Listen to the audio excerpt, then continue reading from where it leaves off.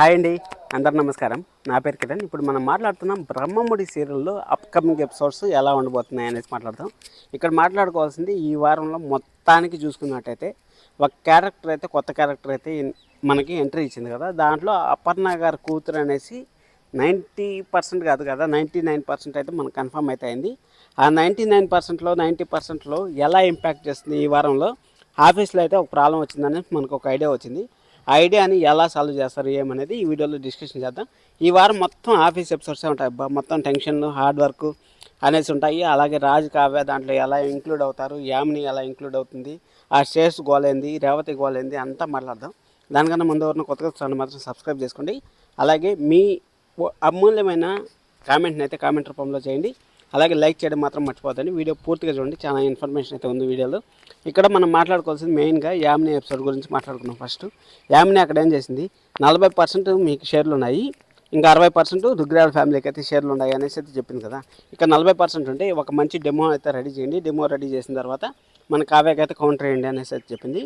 అక్కడ కావ్య కౌంటర్ ఇచ్చే ఛాన్స్ అయితే వెరీ వెరీ హైగా ఉంది. అది మాత్రం తెలిసిందే.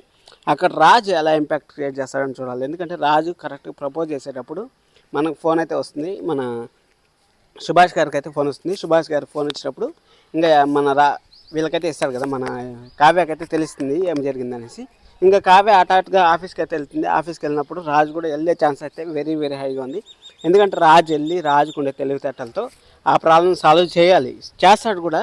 కానీ చేసినప్పుడు అక్కడ దుగ్గిరాల ఫ్యామిలీకి ఉండాల్సింది 60% కదా, కానీ అక్కడ ఉండేది 40% ఉండే ఛాన్స్ ఉంది. ఎందుకంటే మనం అత్తారింటికి దారేది సినిమా కానీ మనం చూసుకున్నట్టయితే ఎగ్జాక్ట్గా సేమ్ సిచ్యువేషన్లో ఇదే విధంగా స్టేట్స్ ఉన్నప్పుడు అత్తారింటికి దారేదిలో మన హీరో వాళ్ళ అత్తగారు వేరే దేశంలో ఉంటారు. అక్కడి నుంచి వస్తే కానీ అక్కడ వాళ్ళ కంపెనీ అనేది నిలబడదు. ఎందుకంటే కంపెనీ ఎంతోమందిని నిలబెట్టుకొని ఎంతో స్థాయిలో ఉన్న కంపెనీ అక్కడ వేరే వాళ్ళు థర్డ్ పార్టీ వల్ల పోడుస్తుంది. అదేవిధంగా ఇక్కడ ఆమెని ప్లాన్ చేసింది అనేసి నేను అనుకుంటున్నాను.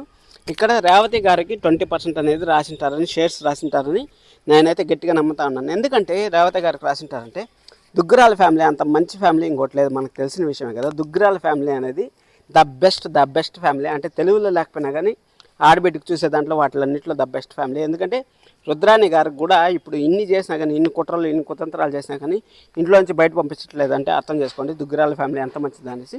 ఇక్కడ రేవతి గారు ఇంట్లోంచి బయటకు వెళ్ళిపోవడానికి కూడా కారణము మన దుగ్గిరాల ఫ్యామిలీలో రుద్రాణి గారే ఖచ్చితంగా ప్రాబ్లం ఇంపాక్ట్ ఉంటారు. ఆ ఇంపాక్ట్ మనకి బుధవారం గురువారం ఎపిసోడ్లో వచ్చే ఛాన్స్ అయితే ఉంది, ఏం జరిగింది ఎక్కడ జరిగింది అనేసి. ఎందుకంటే ఆ షేర్స్ రావాలి, షేర్స్ వచ్చి ఆమె సంతకం పెడితేనే ఆ కంపెనీ నిలబడుతుంది. కాబట్టి ఖచ్చితంగా రేవతి గారిని అలాగే ఇన్వాల్వ్ చేస్తారని నేను అనుకుంటున్నాను.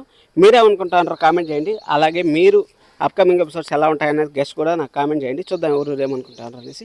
సబ్స్క్రైబ్ చేసుకోవడం మాత్రం మర్చిపోవద్దండి, లైక్ చేయడం కూడా మర్చిపోవద్దండి.